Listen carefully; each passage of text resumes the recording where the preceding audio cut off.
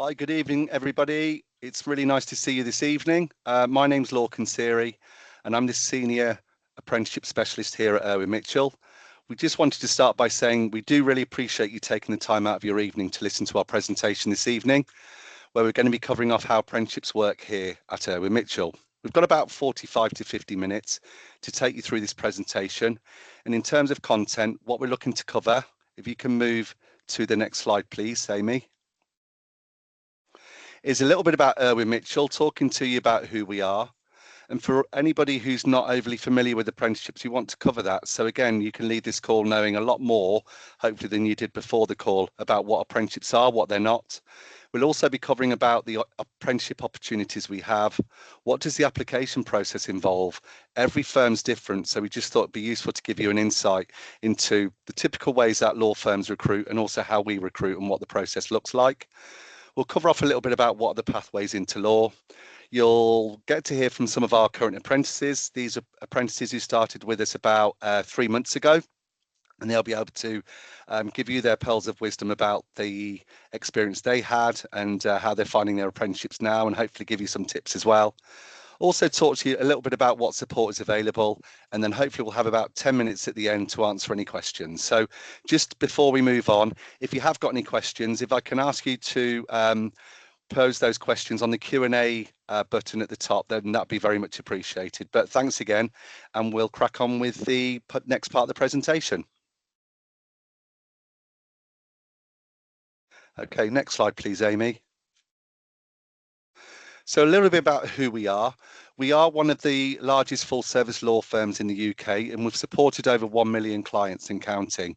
We cover both personal and business streams, and we understand that everyone's situation is different.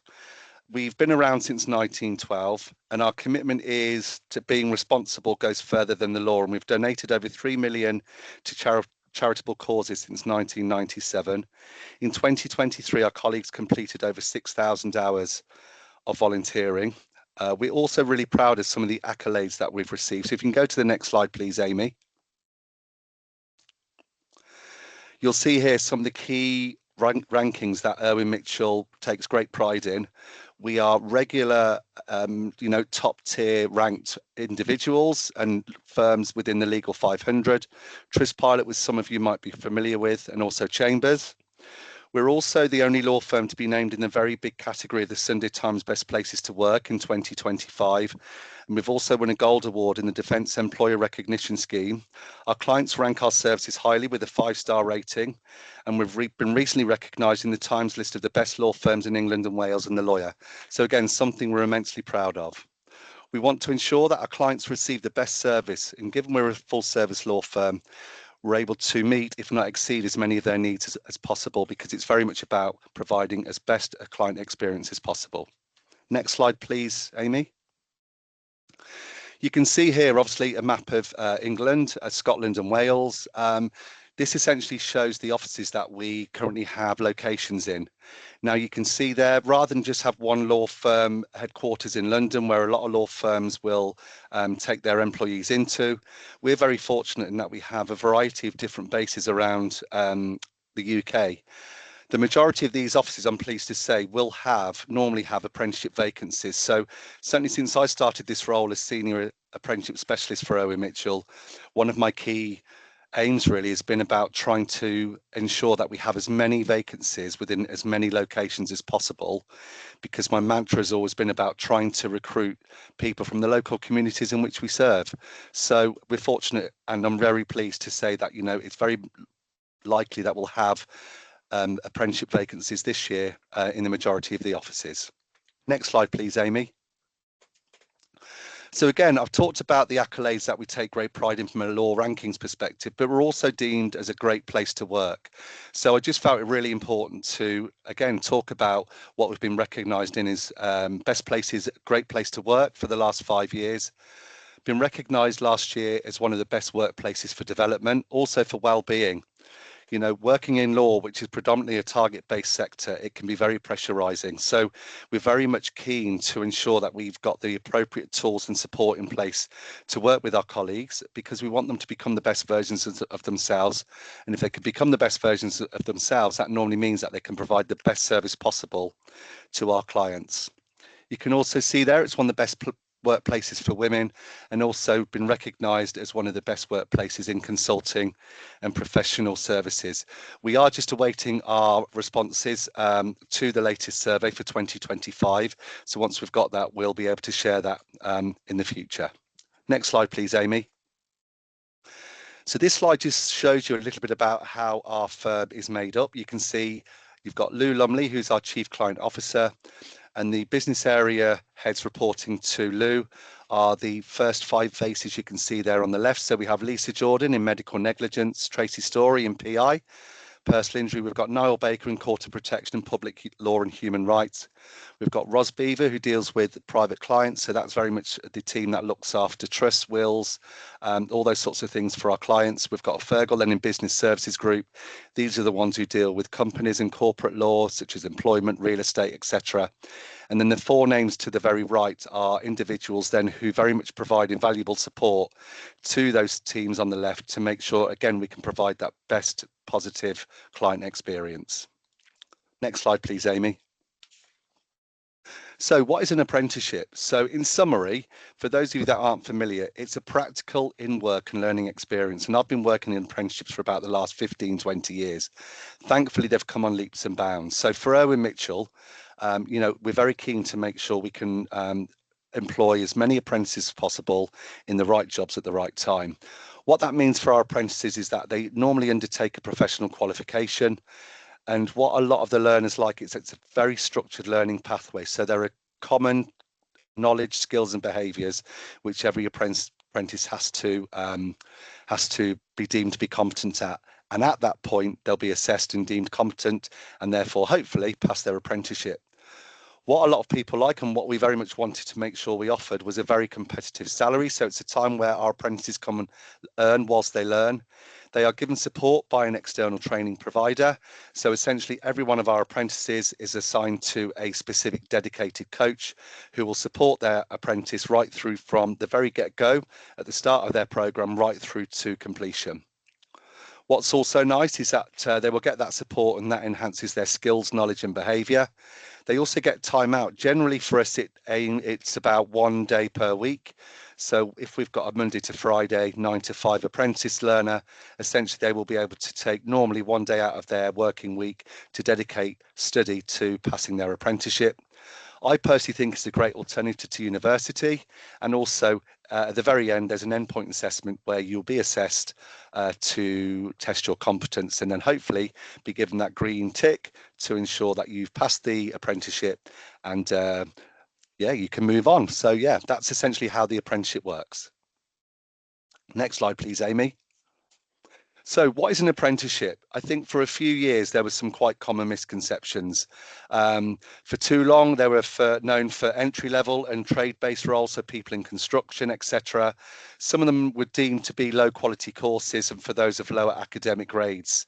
And some people felt it can only be used on new staff. And also there was only a certain minimum wage that was payable to any apprentices. Thankfully, though, over the last 10 years or so, they've come on leaps and bounds. So this is the reality. There's just under 900 apprenticeship standards now. We use apprenticeships to upskill our own colleagues in our workforce. But also what's really nice now is that, you know, they're a very well thought of program, and thankfully the variety of programs offered, you know, are generally catered for in most sectors. And what we see now is some fantastic candidates coming through because they really see the benefits of apprenticeships as a real alternative to university. Next slide, please, Amy. So in terms of the levels, you can see here, look, there's level 2, which is akin to 5 GCSE passes, advanced level 3, which are equivalent to 2 A-level passes, higher, which is levels 4, 5, 6, and 7, equivalent to foundation degree, and also degree levels 6 and 7. So for us here at Irwin Mitchell, we normally start at level 3. That's where we employ people within our finance division, our paralegal roles, normally our IT roles, And then we move up to the higher degree levels, such as our solicitor apprentices, where they'll come on level 7, which is equivalent to a master's degree. Now, I just wanted to include here, since we started apprenticeships, we've just started just over 300 of them, which is absolutely fantastic. And we've gone from 3 programs to offering 28 different programs over the last 4 years. I'm also really proud that IM's apprenticeship completion rate is just over 25% higher than the current country norm. And that's something, again, we take great pride in. Next slide, please, Amy. So for all those interested in terms of, partaking in either a paralegal role or the solicitor apprentice role, what's really important to say is that the way to qualify as a solicitor changed from September 2021. Traditionally, what people had to do was they had to study a qualifying law degree before moving on to the LPC, the legal practice course, after which they would then do a 2-year training contract. That's by and large how people got into law many moons ago. If you didn't get a law degree, you'd have to then take a conversion course, and then obviously then that'd be followed by a 2-year training contract. From September 2021, that changed completely. It changed the whole sort of landscape for, starting as a solicitor within the legal arena moving forwards. So all one has to have now is hold a degree or equivalent, and then pass stages 1 and 2 of something called the solicitor's qualifying exam, as well as complete 2 years worth of qualifying experience. So it's changed the landscape massively. So next slide, please, Amy. You can see here, look, the traditional route was a law degree. What normally happens then, sometimes people would come in as a paralegal. They'd apply then for a training contract, and those who were successful would undertake the LPC, the legal practice course. They'd then pass that professional skills course and become a qualified solicitor. The other routes you can see here from the next part over on that slide is you would become a chartered legal executive. That's something that we currently run in-house, so which is more so for internal staff once they join us. But you can see here to the very right, we also had the introduction for Irwin Mitchell of the solicitor apprenticeship in 2022. That's essentially where we target individuals without a degree, and we will pay for you to undertake your law degree. We'll also pay for you to pass those SQE1 and SQE2 solicitors qualifying exams. And as part of that program, you'll be fully equipped with a 2 years qualifying work experience. So essentially, you can see there's been a massive change, and it's been fantastic to see the variety of different types of individuals who've started, 23 different people who started as a solicitor apprentice, come from many different backgrounds, a real diverse mix of candidates, which is exactly what we wanted, who started as a solicitor apprentice way back in 2022, and from our most recent intake as well in September. Next slide, please, Amy. So these are typically the roles that we are focusing on for a September 2026 start date. So normally we have 1 or 2 business administration apprentices. Now, what's important about mentioning this program is that people can start with this at the age of 16 once you've got your GCSEs. Okay, now we are just waiting for finance and business admin apprenticeship roles to be confirmed. So what I would say is please make sure you keep an eye out on our website when we go live, and I'll cover off the go live dates later on, because that will house all the latest vacancies that we have. Okay, so we expect 1 or 2 positions covering off the business admin apprenticeship vacancy. We also hopefully will have 1 or 2 finance roles as well. This is where you'll train to be undertake accounting exams. Okay, and for these next 3 roles, finance, the paralegal and the solicitor apprentice roles, you normally have to have 3 A levels. We ask for a minimum of 3 Cs, as well as 5 GCSEs levels 9 to 4, 2 of which need to be in maths and English. Now, the starting salaries currently are £22,932 regionally, and then for London, it equates to £25,207. So, sometimes you might well have heard that, why do you want to join an apprenticeship? It's really a low salary, but you can see there, look, what that equates to is regionally, we're paying £440 a week, and that's for anyone who starts with this at the age of 16 or 18, or in London, that increases there to £483. Okay, right, next slide, please, Amy. So in terms of our non-legal apprenticeship roles, as I alluded to, we are hopeful of having some business admin apprenticeship roles. And this is where you'll support the busy personal assistant team, acting as one of the key communication routes. You'll be supporting clients and also other areas of the business, essentially delivering a first-class service. You'll be based in obviously one of our offices, and you'll be supporting case handlers nationally, based in a lot of locations. Sometimes you'll be providing support across legal teams and also non-legal teams in order to ensure that we're able to, participate in giving that best service possible. The finance roles you can see there, we employ people to start as an assistant accountant. So for any budding accountants out there, this one is for you. As part of the finance team, they normally offer rotations where you'll work for a few months on one part of the accounting team, and then you'll get to rotate around a few different areas of that finance team.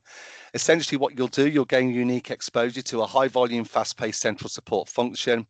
And essentially, you'll also work in a number of disciplines whilst also gaining qualifications within the accounting arena. Next slide, please, Amy. I'm also really excited that we've also got a very new role here for anyone interested in the world of procurement. I think this is a fantastic opportunity. It's going to be based in London. It's, again, a brilliant opportunity for somebody wanting to look into working in procurement. There's some great advancement opportunities once you enter the world of procurement, and a lot more qualification routes as well. But essentially, as this apprentice, you'll be working in the procurement and supplier relationship management team, and you'll gain hands-on experience supporting sourcing activity, supplier onboarding, working with a lot of third parties, making sure that we've got the very best procurement services and relationships that we can have. Okay, next slide, please, Amy. Okay, so in terms of our opportunities, we've also then got paralegal and solicitor apprentice roles. So if I cover off the paralegal one first, these are the definitive vacancies we have right now. Okay, so you can see there we've got one in Sheffield, Birmingham and Manchester within our serious injury teams. And then we've also got our solicitor vacancies based in Birmingham, Sheffield and Leeds, again, within our serious injury teams. But again, we are waiting for the final updates in terms of our vacancies. So we do expect to have some more. So once again, if I can just say, keep an eye on the website, because we'll be expecting you to apply for those. You apply for normally one location, one team and one vacancy. So to cover off the paralegal apprenticeship, for anyone who is successful, you'll be brought in on a 2-year contract where you'll be undertaking the level 3 paralegal qualification. In terms of the role, you'll be supporting solicitors in preparing cases, often for court. You'll be creating and organising case files. There'll be some client interaction. It is a targeted environment. For those of you who are keen within those legal spheres to come in and work for us, please make sure, again, you do your due diligence, because most law firms will be asking you to work to targets in terms of billable times, working with clients, making sure that we're as efficient and effective as possible. You'll be conducting various research as well for those legal teams as well. Now, the solicitor apprenticeship, this is our flagship qualification. This is the one that a lot of people obviously want to aspire to obtaining.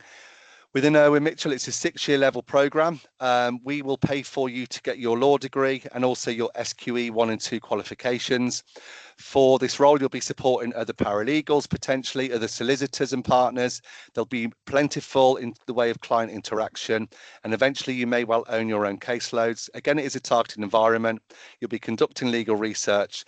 Now, the other thing to say is that from January the 1st, 2026, there are changes afoot to the level 7 solicitor apprenticeship funding models, which the government has introduced a few months ago.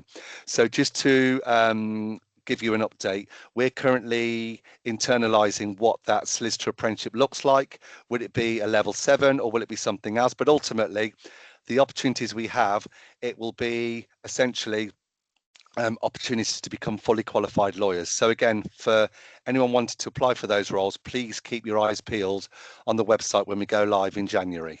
Okay, next slide, please, Amy. Now, this slide is a busy slide, but I won't make any apologies for that. I've always generally got really good feedback about this slide. So the reason I have it on there is because for those of you that aren't familiar with apprenticeships, I'm here, I've got colleagues here who will be talking, shortly. We work for a law firm.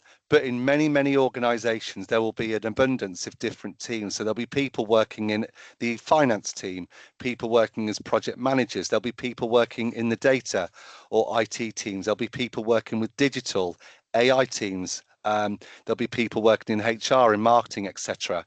So the reason I put this slide in there is because if you are looking for opportunities, whether that be obviously legal, and we've gone through those, but if you are interested in non-legal positions, please make sure that you are looking at firms that are maybe within your location. There might be some high street firms, some more well-known firms, some more national firms that you might be interested in applying to, because generally you'll find that they have an abundance of roles that typically they might well offer entry-level opportunities in. So yeah, this was just to really just provide that insight into, even though you might be looking at a law firm, there might well be a load of other opportunities within those organizations. Next slide, please, Amy. So in terms of our paralegal and non-legal apprenticeship roles, these are key dates. So if you've got your phones there, please take a picture. Essentially, our applications will be opening on the 26th of January and they'll be closing on the 17th of February. Now, essentially what we ask for is there'll be a CV submission. Okay, so when you see the jobs, you'll be asked to submit your CV. So please get cracking on preparing your CV. After that, there'll be an eligibility and screening process, okay, where you'll be asked certain questions. And then the highest scorers from those two activities will generally be invited then to an assessment centre. Now, these assessment centres for these roles normally take place between March and April to then start with this in September. Now, in terms of, research in order to do the best that you can, I'm going to be coming on to that in a little while. So next slide, please, Amy. So in terms of the process, okay, I talked about the CV, etc. Now, essentially what we'd be asking for is people to make sure they've got a well-organized, tailored CV, and also something that reflects your life story, really. Just to reiterate as well, there's no covering letter required, so please don't worry about that. We're trying to make this process as simple as possible. So in terms of the CV, what will happen is your suitability will be being assessed for the role that you've applied for. We obviously look for those qualifications, so those 3 A levels, A to C, and also 5 GCSEs. The screening process normally includes then a telephone interview, and what we will be testing for is your suitability. We'll be looking for your interest in the role. And then those people who have deemed to be, the highest scorers in those activities will then be invited to an assessment centre. Now, this assessment centre is roughly about an hour and 45 minutes to 2 hours. In that assessment centre, there'll generally be 2 to 3 exercises. One will definitely be an interview, okay? One will be a written exercise, and the other one might be a presentation or some of the form of exercise related to the actual role. Now, in terms of the interview, okay, essentially what I would start to do is just think about some of the common questions that you think you might be asked. So it generally normally asks about things that you've done well in a team. Think about why you want to join, not just Irwin Mitchell, but if you're applying for other roles, any of the firms as well. This is a really sort of key question that a lot of hiring managers will want to hopefully see you've taken a little bit of time over. And please try and be specific, okay? They'll want to know, why you want to work for Irwin Mitchell. So please take a look at our website. Please try and take some time out to understand a little bit about our business, because what we really want to hear is why Irwin Mitchell resonates with you, okay? Not why it resonates with other people, but why it particularly resonates with you. Okay, so yeah, in terms of the written exercise, what I'd also say is please take the time to check your answers. It normally is time pressured. There normally is a time limit. So again, one thing I'd say for those of you fortunate enough to be taken through to that stage, please try and leave a little bit of time at the end just to check your work, etc. So it gives you the very best chance of being successful and hopefully starting with us next September. Now, also, there's also a presentation. So again, make sure that you read the brief, okay? Make sure you understand the brief and really just try and have some confidence in what you can bring to Irwin Mitchell and what you can bring to the role. I absolutely acknowledge that's easy for me to say sitting this side of the fence, but what I've generally found is those people who've tended to take the time, to do that research to think about their examples that they might be able to draw on at our assessment centres. They're generally the ones who come across most confident at those assessment centres. Next slide, please, Amy. So in terms of the typical timeline window, you can see here, look, we will go live on the 26th of January. That will house then all those apprentice vacancies that I've talked about, and then it closes on the 17th of February. Okay, so the first stage there is that window. The second stage is the telephone interview, and then essentially we'll have the assessment centres happening in March and April. And then what will happen is we will make those offers, and some of these offers might be conditional upon you getting your A-level grades. So around the middle of August, second, third week in August, we will make contact with you and we'll ask you to send us through your transcript of your grades. Generally that works out fine. And then for all those people then who've given us their grades, everything's hunky-dory, we'll then work with you to onboard you and get ready for you starting with normally around 15, 20 of the apprentices in September. Okay, next slide, please, Amy. So the solicitor application process, that's a little bit different. So this mirrors the application process for our trainee lawyers as well. So these are the people who've gone to university and obtained a degree. Essentially, because this is the flagship qualification, our business wanted to very much have the same qualification because of how valuable it is to individuals. And obviously, we want the best lawyers working at our firm. So this process involves something quite different where anyone who applies, you'll be asked to register, completing some information. You'll then normally have 1 week to complete that online assessment. That online assessment, it houses some situational judgment tests, some verbal reasoning tests, and also some general questions as well. But it also has something called a video interview. Okay, now it's a strengths-based process. So again, the key takeaway here, if you do your research on what strengths-based assessments are all about, and hopefully that will stand you in very good stead for maximizing your chances of being successful. Again, for those of you that score the highest at those online assessment stages, you'll be invited to an assessment centre. These normally have 3 exercises: an interview, a written exercise, and also a group exercise. Okay, within the interview, again, please make sure that you do your research. You'll normally apply for 1 office, 1 role, and 1 team, etc. So please, if you're applying, for instance, for personal injury in Sheffield, please try and do your research about what personal injury is. It's quite surprising sometimes when we have people come to our assessment centres and the first question the hiring managers might ask them is, so why did you apply for a personal injury or medical negligence? They go, oh, I didn't realise it was for this role or it's for this team. You will normally know which obviously role you've applied for, so please try and remember that. It would normally be in our letters to you, in our communications. So if you are applying for a specific team, which is normally the case, please try and take the time to do your research, because again, if you take the time to do that, that will hopefully provide you with all that confidence and the answers you need to equip you to be the very, very best version of yourself at those assessment centres. Again, it's a written exercise, so again, try and take the time out.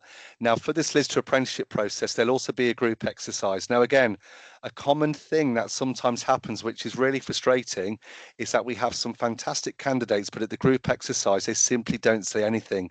They don't participate. Now, I'm certainly not sitting here saying say something for saying something's sake. These exercises are designed to obviously bring you in as much as possible. So please try and make sure that you contribute, because if you don't contribute, we've got nothing to mark. Okay, so next slide, please, Amy. Now, again, here's the window for us. Okay. So again, like the previous slide, we open on the 26th of January and we'll be closing on the 17th of February. The assessment centres will be taking slightly longer because we'll be marking all the video interviews, etc., that people will undertake as part of the application process. Then essentially at stage 3, that's where we'll be looking to make those offers, again, to start with the rest of the apprentice cohort in September.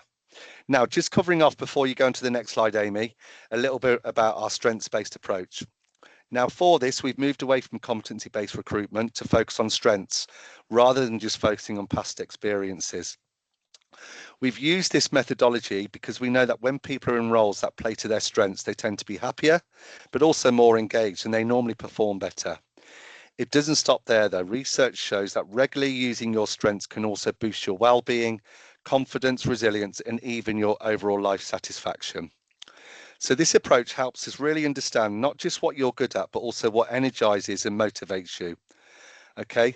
Ultimately, that's what we want. We want to match the right people to the right roles. People who will enjoy their work, perform strongly, and generally want to stay and grow with Irwin Mitchell. Okay. We also want to understand your motivations for becoming an apprentice, especially a solicitor apprentice. So think about why you want to be a solicitor.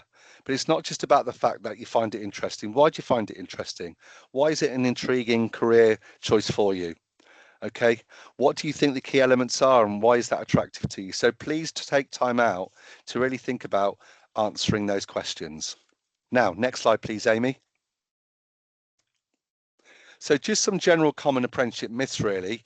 Some people think you'll get a low salary, but as I've alluded to, you can get, 440 to 480 pounds a week once you start with this next September.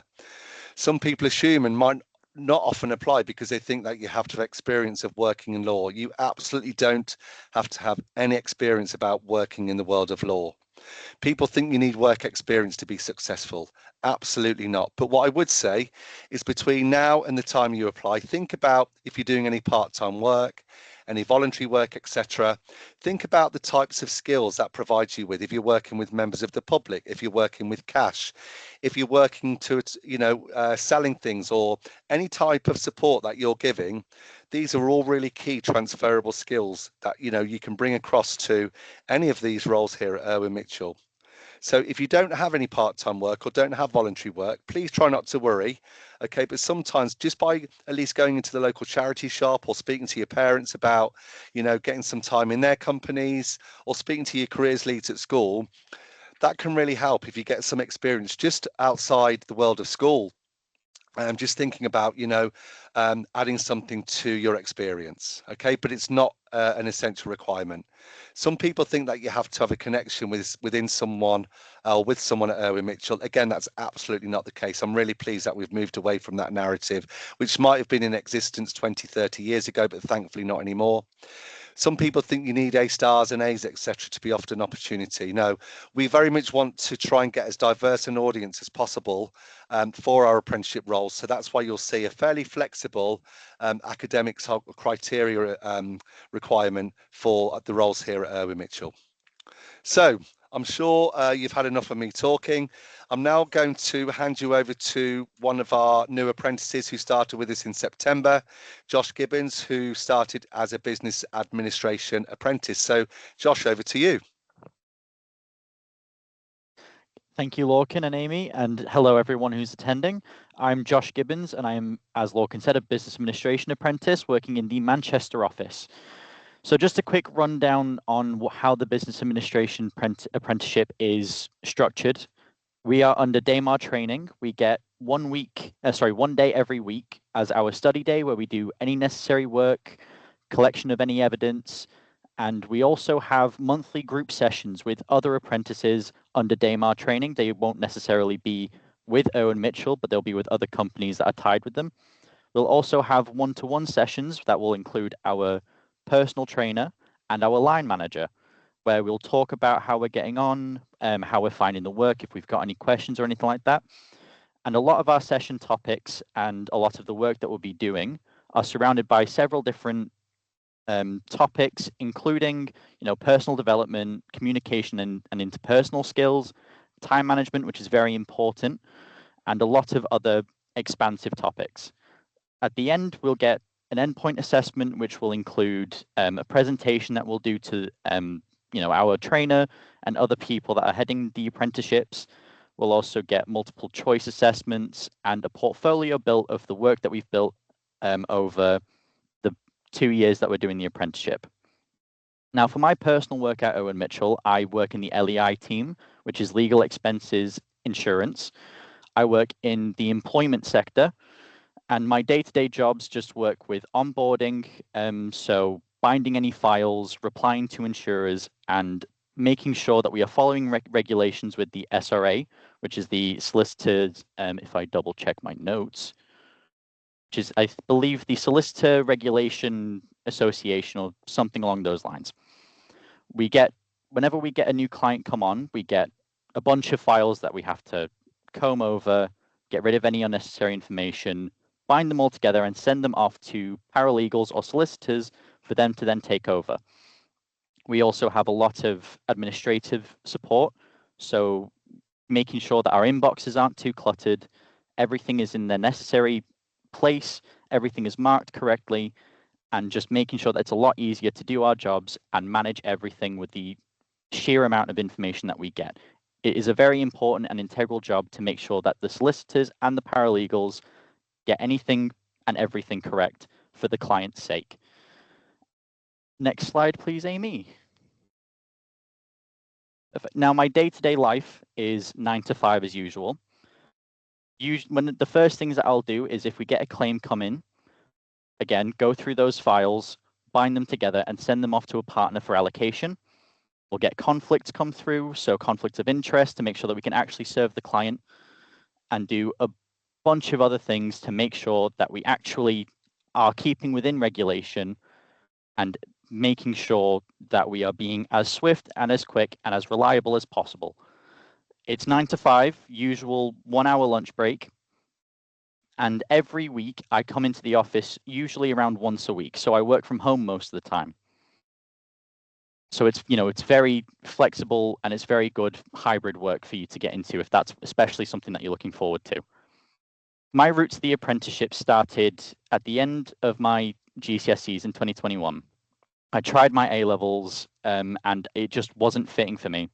Then tried BTEC with a level 3 health and social care, and same thing, just wasn't my kind of environment. I like to be hands-on working while I'm learning, which is why after that I built up my work experience working full-time in hospitality, getting interpersonal skills in that environment and learning how to speak to people confidently and build my trust and my experience training in a stressful environment and making sure that I'm reliable. Because I tried A-levels and BTEC and they didn't really work, I then started to think what would be the best step and the best option for me. And that's when I came to the apprenticeships through my sister. She found this apprenticeship, which was business admin. I applied thinking, oh, I'm not going to get it. I've only got GCSEs. They'll pick someone else. It'll be fine. To my surprise, I got picked, had my interviews, received my offer. And so far in the past just over 2 months, it is the best thing ever. I'm learning so much better. I'm being able to work. Best thing, if you don't mind me saying, is as well getting paid. You feel like you are getting rewarded for the job that you are doing. You are learning effectively, and you're surrounded by a community and a team that are nothing but supportive. So what's next for me is my hope is to stay in my apprenticeship, pass everything, and hopefully be kept on by Irwin Mitchell, who have an incredible rate of retention with their apprentices once they've completed their course. That's all for me so far. Thank you very much for the time.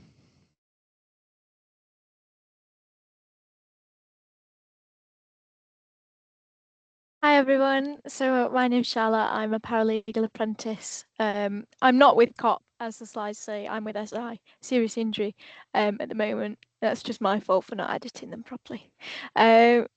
So I joined in September 2025, that's the one. I'm here for 2 years as paralegal apprentice. I sat A-levels this year in law, biology and maths. Law A-level is not essential if you want to be a lawyer, by the way. You don't need it. It's purely because I like the law and I had the opportunity at sixth form. So I will come out with, on top of my level 3 apprenticeship qualification, I will come out with a level 4 certificate of higher education in law and legal practice. So that is from our provider, BPP, post-apprenticeship, and that's equivalent to the first year of university. So that means that if I wanted to progress on to a university degree after my apprenticeship, I didn't want to stay with the firm, I'd be able to just sit 2 years and then get a full degree. Of course, you have to liaise with universities, but it can be arranged. So my daily tasks, it was really hard for me to complete this slide because my day is so different every single day. So something I have done today is liaise with the external agencies such as medical providers. I instruct experts, including medical professionals, barristers, other insurers. I draft letters of claim, so that means I chase after people and get them to admit their liability to us in a very short and simple way. Team meetings, which are always fun, lively in my team, which is really lovely. It's not boring. We're a lovely team, very kind people. I do a lot of talking to clients and their families, which might surprise some people. I know it surprised my parents when I came down and said, "Oh, I've just spoken to this client." But it's the thing I find most rewarding at the moment is speaking to the clients. We've got one at the moment who we are struggling with a language barrier, and it's really amazing to help her through this process, despite the challenges that we're facing. It's really rewarding. Yeah, I've just put on at the bottom there, it's so different every single day. We, in my team, called it Serious Injury Resolve, we have an apprentice inbox. So we have, I think it's 4 apprentices at the moment, 2 paralegal and then 2 solicitors. And different tasks get sent into that inbox every single day and they get allocated, and they're just so varied. They're across the breadth of the life cycle of a claim. So they are really interesting to get to grips with everything. Very helpful when you're learning, and it gets you used to the sort of pace that you should be working at. So a day at the office would comprise of shadowing others. I have a buddy called Alice. She's absolutely wonderful. She's always there if I need to have a question. I also have a direct supervisor called Rhiannon. She's also lovely. She will answer any questions that I need as well. So I feel so supported constantly throughout my journey. One thing that we have a lot of at Sheffield is team socials and volunteering. So something I've done already just in my past 2 months of being here, I've done the Sheffield Round Walk, which was 15 miles, so that's 25 kilometres all the way around Sheffield, raising money for the Irwin Mitchell Charitable Fund, which was a really good day. It was lovely to meet all the partners. You get to network with all sorts of people, and of course you're raising lots of money for a charity, and you get a free barbecue afterwards. It's amazing. And then we have just done the big quiz at Sheffield.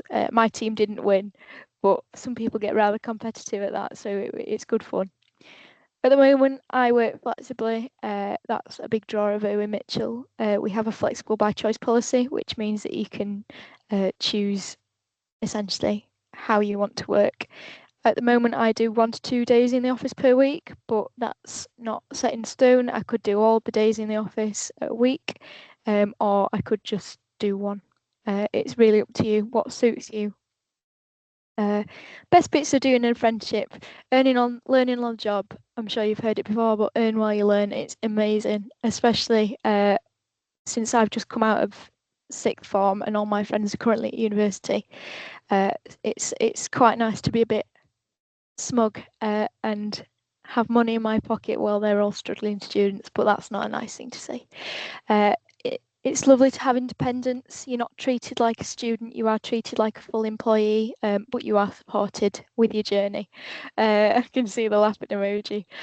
Yeah, you are supported completely throughout your apprenticeship. You have a lot of support from the fully qualified people within your team. Nothing you do gets sent out without being checked. It's amazing experiencing what a working environment is like at a law firm, because that's something you just don't get at 6th form or during school.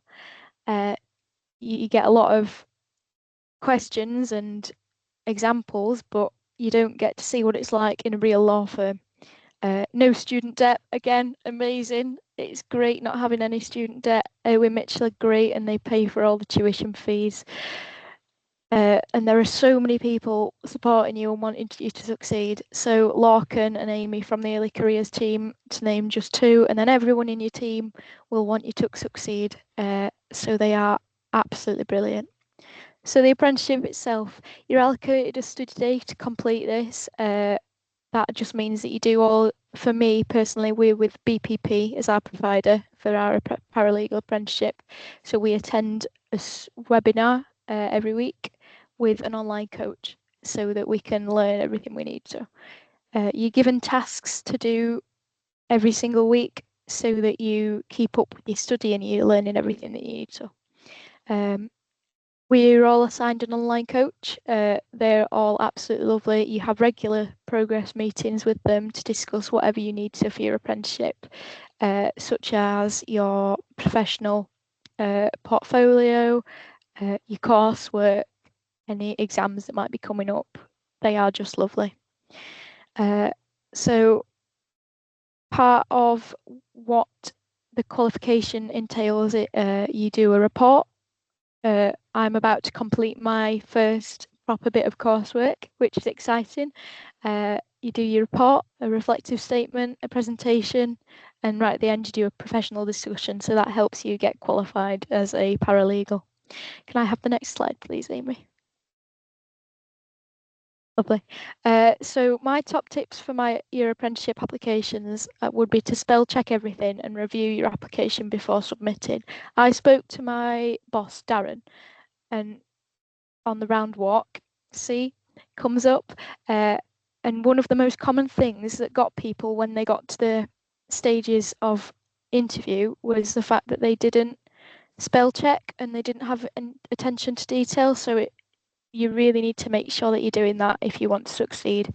It's what we look for. It's part of the job. We need to be on top of everything. But while you're doing that, make sure yourself shines through. As I've said, be yourself. They want to get to know you, not a fake version.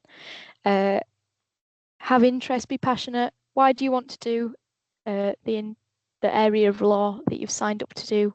For example, PI law, like Lorcan said earlier. You don't want to be getting to your interview and going, oh, I didn't know I was applying for that, because that is not going to ingratiate yourself with the people that you want to be on the good side of. Be clear on what appeals to you about the organisation that you're applying to. Get to know Irwin Mitchell, specific cases that interest you. For example, one to start you off with is the Lockerbie case. Irwin Mitchell had quite a lot of involvement with that. So that's one to get you started off with if you're interested.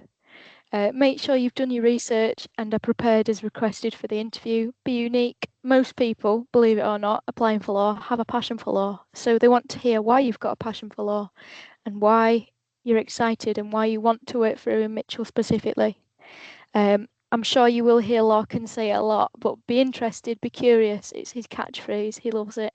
But it is true. Be interested, be curious, ask questions. You're never going to get told off for asking questions. Remember, it's a two-way process, so you're interviewing them as well as them interested in interviewing you. Make sure it's the right decision for you to be doing.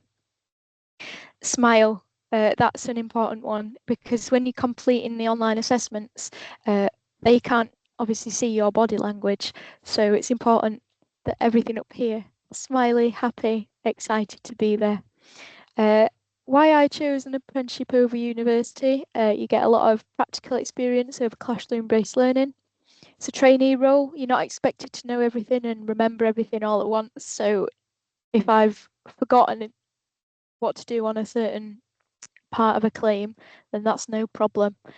Someone's around to help me all the time. You still come out with the recognised qualifications. So for example, like I said earlier, you get a certificate of higher education for this specific route, which is awesome.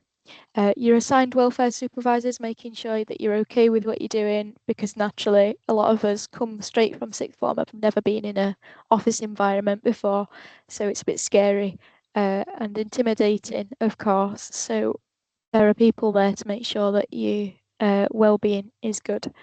And of course, earn while you learn. I've said it before, you'll hear it again, I am sure. I did have one more thing that I didn't put on the slide for some reason. I must have just forgotten to, but I'm speaking specifically to people that want to be solicitors here. Don't wipe off the paralegal apprenticeship just because it's level 3 and it says paralegal on it.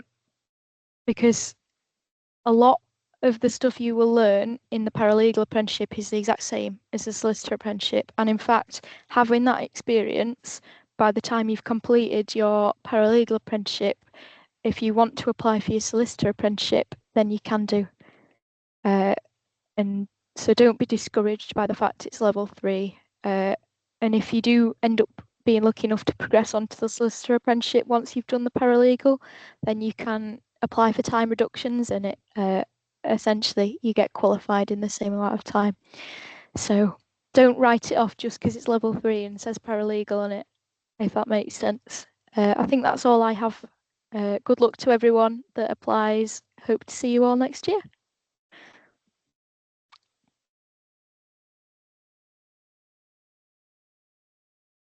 Thanks, Charlotte. Hi, everyone. I'm Jasmine, and I'm a solicitor apprentice at Irwin Mitchell in the serious injury team, and I'm based in the Liverpool office. So the apprenticeship is 6 years, as Lorcan's mentioned, and it's an NY Learn scheme. The way that it's structured is the same as the paralegal apprenticeship. We have one study day a week, and we are given a designated career coach who helps you with your exams, with your study, and make sure that you're on track for everything. And we also have a buddy at Irwin Mitchell, who's someone that you can go to for any work-related questions and sort of a first point of call for you. So in the first 4 years of the apprenticeship, I'll gain a law degree, and in the last 2 years, it's the SQA or solicitor qualifying exams, and then after the 6 years, I'll then qualify as a solicitor. So my tasks are very varied day to day as well. Being in the serious injury team, a lot of it is including medical records, requesting them from hospitals and instructing medical experts.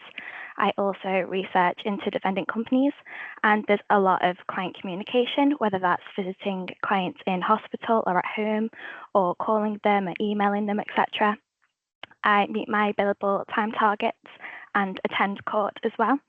In my first month of the apprenticeship, I went to the Crown Court to a sentencing hearing, which was such an amazing experience and something which I probably wouldn't get to do if I went to university. And there's also lots and lots of networking events that you can get yourself involved in at Irwin Mitchell too. Next slide, please, Amy. Thank you. So why I chose an apprenticeship over university. All of my friends went to university. However, I thought the apprenticeship was the best route for me. So as it's been mentioned many times, it's an NY Learn scheme. However, for me, the most important parts was the mentorship from experienced solicitors.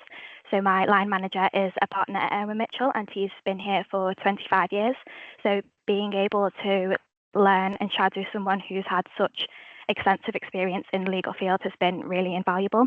You get these early connections right from the very start of your career, and that'll take you through your whole career in general. And it does give you that competitive edge over university students, as when I qualify, I'll have 6 years of real world industry experience, which again, I wouldn't be able to say if I went to university. And for me, a massive thing is job security. So as I'm sure many of you are aware, after university, you have to look to apply for training contracts, which are very competitive. And a lot of my friends who went to university are still looking for these training contracts years and years after graduating. However, in an apprenticeship, your training contract, which is the SQE, and also the degree is all sort of combined into one. So you don't have to worry about getting one of those. But with full transparency, the apprenticeship is not an easy option. There are a few challenges that comes with it, including balancing your workload and studying. It's 6 years, so it's a very long time. So it does require a lot of commitment and resilience. And obviously you do miss out on that traditional university lifestyle. However, for me, the best bits about the apprenticeship far outweigh the challenges. As I mentioned before, the networking. I went on a legal walk in Liverpool a couple of weeks ago where all different law firms across the city all came together and walked 5K to support some great causes. Again, invaluable experience from such an early point in my career. And this is very gradual. My team are amazing in knowing that prior to this apprenticeship, I've had no legal experience, so it's not something which, you know, I'll know what to do. So they're great in building me up and giving me that support and any help I need. And then just as a final point, being in the serious injury team, a lot of the clients that I work with have been through life-threatening catastrophic events. So helping them get compensation for rehabilitation or treatment or that future financial security is such a rewarding aspect of my job. And I fully think that anyone who is thinking about apprenticeship, I couldn't recommend it more. I love every second of it. But yeah, that's all from me. I'll pass you back over to Lorcan now. Thanks, everyone. Thanks very much, Jasmine. So I'm really hoping that, again, those pearls of wisdom have been really, really useful. Because again, they're living it and breathing it, and they've lived it and breathed it when they're applying as well. So Jasmine, Charlotte and Josh, thank you so much for that. Next slide, please, Amy. Right, so with regards, sorry, Amy, that was my fault. Go back to the previous slide. Sorry, getting too carried away. When I'm at careers events, and I've got a school event again tomorrow, probably the $1 million question I get asked is about, oh, what should I do? Should I go to university or should I go to do an apprenticeship? It's very much down to you and as an individual. Everyone's circumstances are very, very different. It depends on your family makeup, it depends quite often as well on your learning style. Sometimes we have people who finish the paralegal apprenticeship and then they decide to go to university. Equally, we've had some people who've started their year at university, and after the first year, they've come and joined us as a paralegal, and now they're doing the solicitor apprenticeship. So it's a really tough question to answer. And that's why, obviously, I really appreciate doing events like this, because hopefully it just means that you're becoming more armed with information and knowledge. And that knowledge and information is something that hopefully you can discuss with your parents, with any carers that you are caring for you as well, because it is a massive, massive decision. Okay. So again, I just want to make sure that we can give you as much knowledge and information as possible. But just some key thoughts here. Both pathways are very valid for individuals. There's a variety of apprenticeships available. If you just Google find an apprenticeship, you will see a gov.uk website, and you can put in there in terms of your locations, how far you're willing to go. For instance, if you're in Liverpool, how far from the centre of Liverpool are you looking to work? And that gets updated daily. So again, Google, just find an apprenticeship, and that's a really, really good website. Make sure you show your parents. You can also obtain employment with well-established businesses. So, make sure that you do some research. If you want to stay where you're living in the towns and cities, Google, use AI to ask that question about what big firms are here or what local high street firms are there. It's a really useful tool. If you're on an apprenticeship, it can allow you to build relationships in the workplace, and you've heard that from some of our apprentices. You can also earn a good wage, good hours. We talked about how we offer, flexible working. The one thing to say here, obviously depends, clients come first, but essentially, when you start with this, you have that conversation with your manager, and they can agree basically how often you need to be in the office. It's about learning and earning as well, and it also gives you that real invaluable work experience. There are a number of different pathways. So even if you were to come in as an apprentice, if it's solicitor apprentice, obviously, role, you'll start working with the university straight away. But if you come in as an apprentice as well, there's nothing to stop you doing university in the future. We've got a number of apprentices who've started with us, and they're now embarking on university type courses. So again, we'll just leave that up for 10 seconds, because sometimes that's a really useful slide, again, to work with your parents and have that conversation with. So we'll leave it up just for another 5 seconds.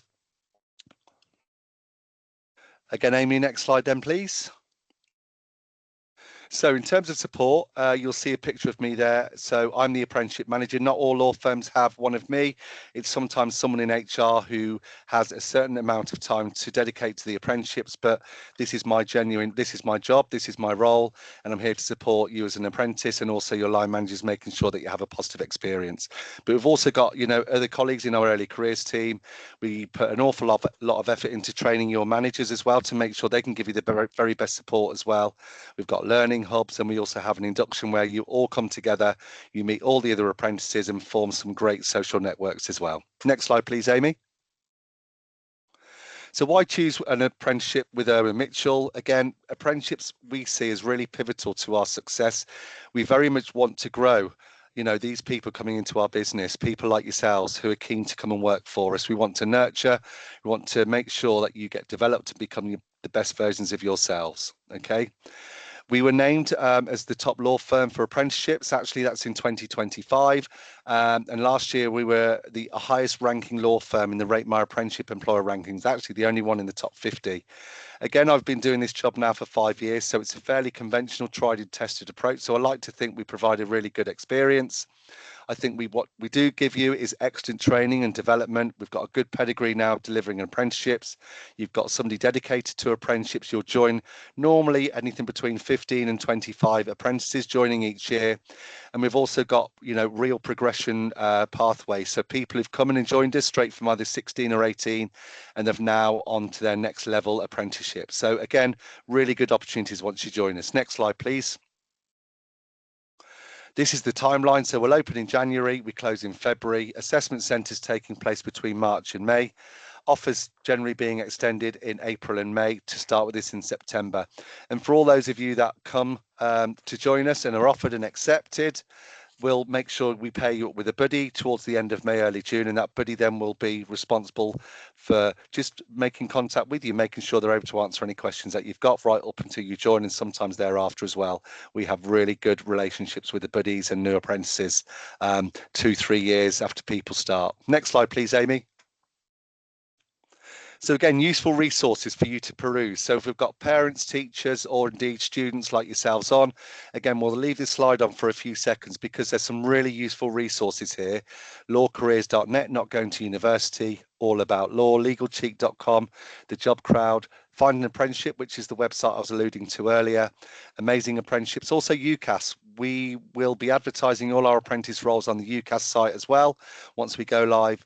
You'll also, as I alluded to earlier, make sure that you do some research into the high street firms and bigger firms that you might want to start doing some research on to see if they've got vacancies. And also speak to your careers advisor at school.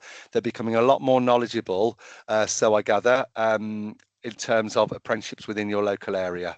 So again, we'll leave that slide up for 5 more seconds.